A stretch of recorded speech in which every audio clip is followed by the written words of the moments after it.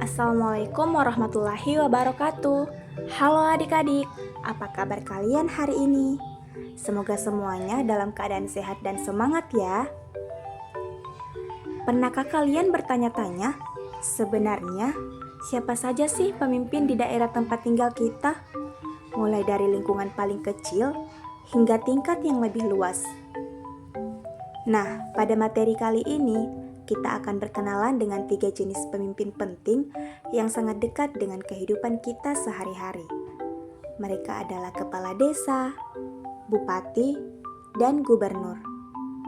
Ketiganya memiliki tugas dan tanggung jawab yang berbeda, namun tujuannya sama, yaitu melayani masyarakat dan memajukan daerah kita.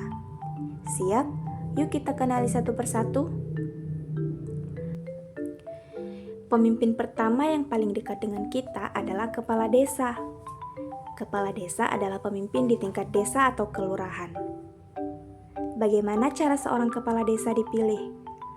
Mereka dipilih langsung oleh warga melalui pemilihan kepala desa atau yang biasa disingkat dengan pilkades. Prosesnya sangat meriah karena seluruh warga desa di desa itu punya hak suara. Lantas, apa saja sih tugas kepala desa? Coba bayangkan desa kita seperti sebuah rumah besar. Kepala desa adalah kepala rumah tangganya. Beliau bertanggung jawab mengatur pemerintahan desa, membangun fasilitas umum seperti jembatan, jalan, saluran air bersih, dan juga mengelola keuangan desa. Selain itu, kepala desa juga menjadi pemimpin bagi para RT, RW, dan perangkat desa lainnya. Contoh nyatanya, ketika ada warga yang ingin mengurus kartu tanda penduduk atau surat domisili, kepala desalah yang menandatanganinya.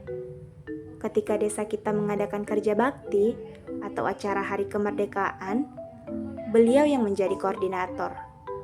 Jadi, kepala desa adalah ujung tombak pelayanan publik di tingkat paling bawah. Beliau tinggal di tengah-tengah kita, sehingga keluh kesah warga bisa langsung didengarkan. Kesimpulannya, kepala desa adalah pemimpin skala lokal yang paling dekat dengan keseharian kita.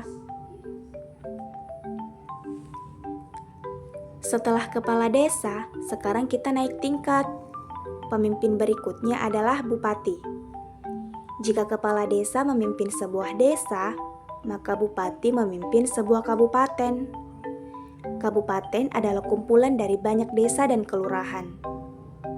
Nah, tahukah kalian, sebutan bupati berasal dari kata upati, yang artinya penguasa atau raja kecil di masa lalu.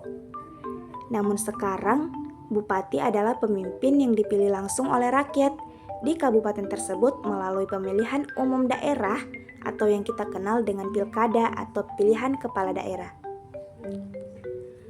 Apa sih tugas seorang bupati? Bupati bertanggung jawab mengatur kebijakan di seluruh wilayah kabupaten.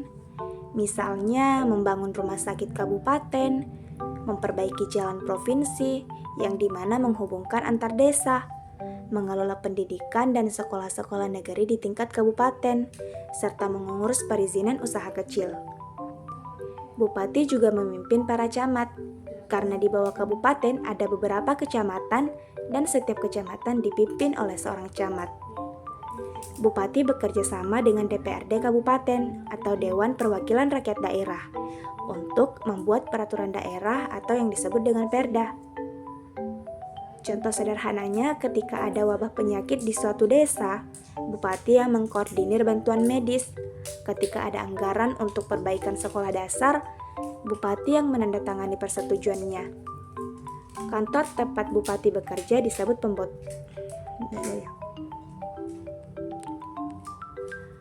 Pemimpin ketiga dan yang memiliki wilayah paling luas di tingkat daerah adalah gubernur.